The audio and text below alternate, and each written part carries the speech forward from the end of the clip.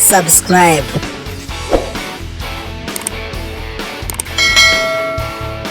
Or mining update. Reka tubasuhuze kandi tubifurize ibihe byiza mwe mukurikiye channel All Mining Update. Niba utarakora subscribe wayikora ubu tuvugana. Ikindi kandi niba se utari no muri group WhatsApp All Mining Update, iyo group urayisanga muri description y'iyi video kugira ngo ujye ubasha kubona amakuru mashya. Ubu sinje muri mining ahubwo nje mu gisubizo cya mining zigiye zitandukanye. Yes. Ubu tuje kuri episode yacu ya gatandatu ya Menya Binance. Iyo episode ya gatandatu rero nayo yerekeye kuri peer to peer cyangwa se kugura cyangwa kugurisha amafaranga yawe ukayabona kuri Momo cyangwa se ugafata yawe ya Momo ukayashyirwa amadolari nta wundi muntu bigukoreye ari wowe ubyikoreye. Step ya mbere wenda nimere ku byabanje, twabanje gukora account muri episode 1. Episode ya kabiri twayikoze verification cyangwa se KYC. Episode ya gatatu twiga ukuntu security zishyirwaho yaba two factor authentication n'ibindi. Kuri episode ya kane twize uburyo ki wallet ikora. Yes, wallet iyi Binance abantu benshi bari bazi ko buri account hano cyangwa se buri crypto hano ugenda uyibikira wenda passphrase n'ibiki byose twarabibasobanuriye muri episode ya kane. Episode ya gatanu twize kugura amadolari, ukura amafaranga yawe kuri Momo account ukayagura amadolari nkuko mubona yagezemo hano. Ubwo yagezemo nibwo buryo twabikozemo, amafaranga tuyafite cash kuri mobile money cyangwa se kuri banki runaka, ubundi tuyashyira muri Binance ari amadolari. Icyo gihe nibyo twakoze. Ubu rero kuri episode ya gatandatu noneho tuje gutanga igisubizo ku bantu benshi mwajyaga mwibaza, ukabukora mining zitandukanye nyinshi zigiye zitandukanye, ariko wenda ukavunja nayo madolari ukayabona, ariko ukajya wirirwa ubona amadolari muri platform ariko utayabikuza. Rero hagarara hano tuguhereza igisubizo cya nyacyo, urebe uburyo ki noneho aya madolari dufite kuri Momo. Murayabona kuri Binance amadolari 3.80, uburyo bw'amafaranga kaza kuri Momo direct mu minota itarenze 5 yonyine. Iminota 5 nagiri burenge. Wowe kurikira iyi video 5 kwa 5 kugira ngo urebe ahantu bibera. Yes.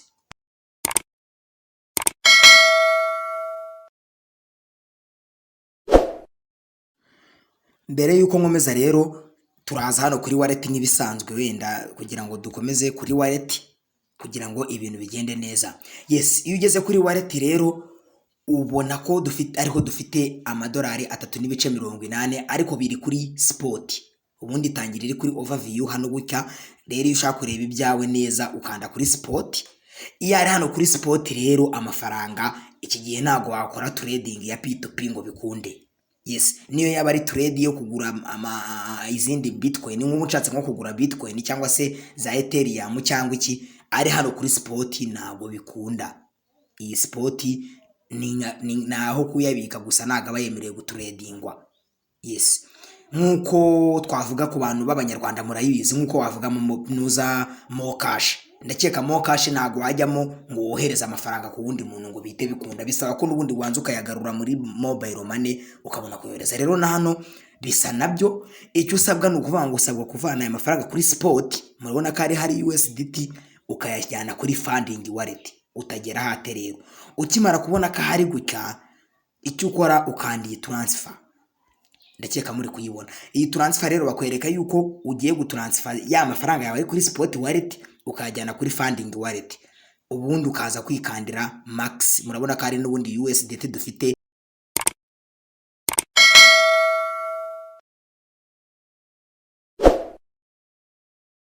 Okay, kubera yuko wowe nyine yaba ari USDT ufite urabona ko irimo. Nawe rero bari nka Bitcoin ushaka gukonva tuzivana kuri nuza kuri spot uzijyana kuri funding, ni nako bigenzi ushaka kuvana kuri funding wallet.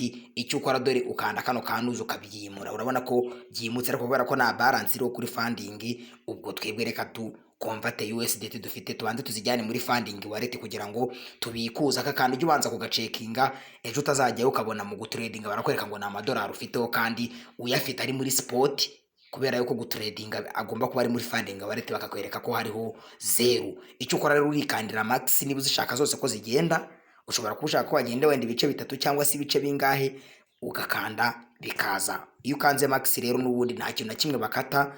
icyo ukanda ukanda confirm, ubundi bagahita bakwereka ko yamaze kuba successful, yamaze kuba transferred. Iki gihe ubu amafaranga yacu aba yamaze kugera kuri funding wallet, tuba twemerewe kuyaguramo bitcoin, tuba twemerewe kuyagurisha, tuba twemerewe kuyagurisha kuri momo, ari nabyo tugiye gukora ubu kugira ngo buri wese abisobanukirwe neza tanu kwa tanu. Twagiye rero, ukimara kujya hano kuri funding wallet tukabona amafaranga yawe arimo, ikintu usabwa tureta twikorera trade. Ubu nta bindi trade, turaza hano kuri trade. Yes, ugikanda kuri trade, aha nkuko twahanyuze dukora US, tugera tubikuza cyangwa se tugura amadolari tuyavana kuri momo, tuvana amafaranga kuri momo tukagura amadolari, naho niho uca n'ubundi kuri trade. Icyo usabwa rero turikandira peer to peer n'ubundi nkuko n'ubwa mbere twabigenje peer to peer. Ukimara gukanda peer to peer iraza none wongera making sure ko harimo currency yiwanyu. Yes, currency yiwanyu rero ngiyi Rwanda ni francs, urabona ko irimo. Icyo usabwa rero ni ukuvuga ngo hano urareba turi kuri buy, noneho ntabwo tuje kugura, tugiye kugurisha. Urimura uvane kuri buy ushyire kuri sell, ndakeka muri kuyibona sell. Ukimara gushyira kuri sell rero urategereza baza n'abantu bagura, urabona ko barahari benshi, ndakiye kubibona ko bahari, abagura barahari rwose ku bwinshi. Icyo usabwa rero nta kindi, urabona ko hariho kugurisha. Ni ukuvuga ngo rero kubera ko dufite amadolari 3, nayo babwiye ngo nahantu hamwe hataba minimum n'ibiki, hano barakubwira yuko uyu nguyu we ugomba kugura nibura guhera ku 132. Murabona ko ari byashyizeho rero kugira ngo bikorohere bitewe n'amafaranga ufitemo. Urareba aho idolari riri, wowe urikandira kuri amount nkuko bisanzwe. Yes, ukimara gukanda kuri amount ni ukuvuga ngo wenda ugiye gukonvata amadolari arimo wenda 3,000. Twe dufite amadolari 3, wenda reka tubare ko harimo 3,000. Turandika kugira ngo baduhe ba bantu bemererwa kugura amadolari arimo 3,000 by'amanyarwanda. Nitumara gukanda urareba baduhaye abantu bashoboka bahari live bemera kwakira ya mafaranga ari munsi y'3,000. Urareba yemererwa no kwakira icya 5. Benshi bariho benshi cyane. Mwibutsa yuko ubaba agent ba Binance na abanyarwanda. Ubwo nawe ubaye ufite account ya Binance y'u Burundi nibo bariho, ufite Zambia hariho abanyazambia, ufite United States nibo bariho, bitewe n'igihugu we Binance yawe iherereyemo. Twigiye kwigurira rero nkuko bisanzwe. Rero ubwa mbere mu tugura USDT, muribuka nababwiye yuko kano kana bari ibanga, abari akantu k'ingenzi cyane kumenya ngo umuntu ugiye kugura amadolari ari kugura ku giciro gito. Yes, rero hano iyo ugiye kugurisha siko biba bimeze, ahubwo wowe ureba uri ku giciro kinini kugira ngo wunguke, ukareba umuntu uri kugura ku giciro kiri hejuru. Areba bano abenshi 1,290, 1,300. Ubu twebwe reka twifatire umwenda kugira ngo tutanatinda.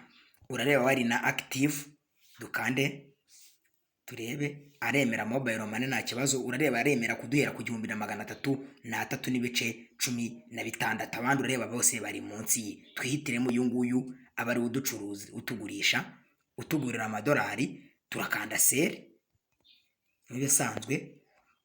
Tukimara kugera ahangaha rero, hano turashyiramo amadolari. Noneho muribuka mbere twashyiragamo amafaranga dushaka kwishyura kuri momo, ubu bwo urashyiramo ya madolari ushaka kugurisha. Tubare wenda ngiye ubu tuvugana nshaka kugurisha amadolari 3,5 wenda ubu tuvugana. Urareba amafaranga bari wite bama kuri momo, ndakiye kuri kuyabona baramba 4,461 n'utu duce tundi, ariko ubu uri tayari kugira ngo ubirebe neza. Aho ukimara gushyiramo amadolari ushaka kugurisha, ubwo ngenda gurisha amadolari 3,5. Icyo ukora urakanda aha kuri select payment method, uhitemo uburyo we ari bukwishyuremo. Ese uyishyurwa na mobile money, ese urishyurwa na bank, ni wowe bihitamo. Ariko ngiye kubera ko nari narayisetinzemo, ndahita nyikandaho nemezemo ko ndakira na mobile money na nimero yanjye ya telefone ya yindi wakoresheje ukora account ya yindi muri setting washyizemo, iragaruka ikaza ihura n'aya mazina yawe wabaruye kuri Binance, byose n'indangamuntu bikongera bikagaruka. Yes, ubwo tugiye kugurisha amadolari. Tubonye ko tugurisha amadolari 3,5, tukaza kwakira 4,560. Ayo mafaranga twese dutegereze turebe kuko atugeraho kuri momo yacu live. Twagiye dukande sell USDT, twakanze seri USDT ubu tayari twatangiye oda yacu yatangiye. Ndakwibutsa yuko nkuko bisanzwe batanga iminota 5 niyo mikeya, dore urabona ko itangiye kubara isubira munsi. Iyi minota ikisabwa ni ukuvuga ngo ngomba gutegereza ko uyu muntu ama amafaranga yanjye. Ubu Binance yamaze kumwereka ko nyeneye nakoze oda, icyo ategereje bategereje kuza kunyoherereza amafaranga nge nkaza kwemeza payment. Iyo ubonye atinze nkuko bisanzwe nabibabwiye, wikandira hano chat ukabimubwira. Reka dukande chat kugira ngo ibintu bigende neza, ukamubwira uti namaze gukora payment, namaze gukora oda yes, ukamwandikira nyine tukamumwereka ko uhari kugira ngo nawe abe ari tayari kuza kuririzinga payment yawe nta zindi mpungenge nyinshi zihari. Ubu twebwe iyo dusaba hano nta kindi, ntabwo tuyirajya kohereza amafaranga kuri momo, twe turategereza ahubwo amafaranga tugereho kugira ngo tuze kwemeza payment ye. Dutegerezeho gatoya. Mbibutsa ko iminota dore twayihawe ntabwo igirenga, iyo irenze payment cyangwa se ya oda yawe barayisanseringa ukongera ugatangira. Ni ukuvuga ngo ikiza gihari nuko nabonye ari online hano kuri chat. Ubwo icyo dusaba twebwe ni ugutegereza ko yemera agakora ibyo asabwa. Urabona ko bari kutwereka ko ari online. Agomba kuma, twibukiranya ko agomba kuma 4561 n'utwo duce tundi tutegereze turaje tuyabone aya mudani. Urabona ko aranyandikiye ko amafaranga amaze kuyohereza. Katurindire turebe ko message tuyibona kuri ya momo. Yes, murabona ko 4560 amaze kunyereka yuko agiye kubyohereza. Kanegereze message ya mobile money ihagere. Iyo message niyo y'ingenzi. Ubwo igisigaye ni ukuza kuririzinga payment ye. Murabona ko tayari dore amafaranga yamaze kunshikaho 4561 nkuko twayarebaga agomba kuza kuyanyishyura. Ubwo icyo nsabwa ni ugukanda kuri chat nkareba koko yes, urabona ko yamaze kunyereka ko yamaze kuyashyiraho. Icyo nkora rero, dore bamaze kunyereka kuririzinga payment. Aha ngaho urahazirikanuza muri chat. Iyo yamaze kukwishyura ubonye amafaranga yawe kuri momo, barakwereka bati bya bihumbi wabirisivinze, ugakanda ko uri payment received. Iyo maze gukanda kuri payment received, wemeza niba se I have not received payment. Uremeza niba amafaranga wayabonye ukakaza kukavivura, cyangwa se ukemeza niba amafaranga ya wamaze kuyabona. Aha mbere ni ukuba utayabonye kugira ngo bubakorere ifiri cyangwa se udabaye canceling. Iyo wamaze kubona amafaranga yawe wikandira I have received and I verify payment, ukakavivura ukerekana ko wamaze kubona payment yawe. Nkuko nanjye ibihumbi byanjye namaze kubibona ngibi kuri momo 4561. Ubwo ndemeza ko namaze kuyibona nyine amafaranga. Ubundi reka mfaminge release, murayibona hano confirm. Mbanze nkore za verification nkuko nawe babwiye, zitariho nta cyabaye. Ntabwo wakoresha Binance utakoze verification nibijya bibaho. Urareba baransaba two factor authentication, ubwo ndajya muri app yayo nge kuyishakayo code kugira ngo nyizane nyishyiremo nk'ibisanzwe. Murabona ko Binance ubu ntabwo wayirebamo nyine, ubu ni yanjye ngenyine kubera yuko Binance igira inuza ihame igenderaho. Ubwo muze copy ya inuza yanjye ndayipestingamo, ubundi negereze baverifiye koko, ubundi tayari nemeze ko oda y'abandi namaze kubona amafaranga. Urabona ko maze kwemeza yuko 4561 byamaze kongeraho, maze kugurisha amadolari 3.50. Murabona ko ni ibintu bigaragara neza cyane kandi biza bifite gahunda tayari neza cyane, nta zindi mpungenge zibaye. Mubwo rero ukurikira channel All Mining Update, icyo usabwa nta kindi nukuba nawe uri tayari kujya ubikuza zino crypto zawe cyangwa se mining zitandukanye. Ukimara kubikuza nta kindi bigusaba, wowe genda ushyira amadolari muri Binance yawe, uyakuye muri ya exchange runaka baristinzemo, uzane ubundi ugurishe. Ni iminota 5 n'igirenga. Ndakeka mubyiboneye ko amafaranga tayari yatugezeho 4561. Dore ngaya hano muri kuyabona kuri momo yanjye, maze kugurisha amadolari 3.5. Mwarimu hari mwese wowe wakurikiye iyi video. Ubwo rero igisigaye ni ukumenya ngo ese byarangiye neza cyangwa ntibyarangiye neza. Nawe ubwe ahita bibona nawe ubwe, kuko amafaranga ari amadolari ahita mvaho. Murabona ko tayari ubu tuvugana iyo urodinze ntago ya madolari akirimo, murabona ko bamaze guhita bayatwara kuko namaze kugura byarangiye. Ubwo rero nawe ubu ni bwo buryo ufite buhagije bwo kuba wabikuza amafaranga yawe y'amadolari ukayajyana kuri momo cyangwa se kuri banki runaka cyangwa se ku bindi bintu bitewe n'ubushake bwawe uko ubyiyumvamo. Ndabashimiye cyane rero twabanye muri iyi video, kora subscribe niba utarayikora, ikindi zirikanye kujya dukora utu tuntu twose nk'uko umuntu aba yatukubwiye kugira ngo payment yawe ibe successful, uhita ubona amafaranga yawe kuri momo nk'uko natwe ubu nonaha mubibonye ko bahise bayadushyiriraho nta bindi bintu byinshi, nta bindi bintu by'imivugano. Ubwo rero mugerageze namwe mumenyere gukoresha Binance neza. Binance yacu gukomeza kuyiga nakagaruka tuziga n'ibindi imbere cyane bikomeye. Ndabashimiye cyane mu twabanye muri iyi video. Ciao ciao.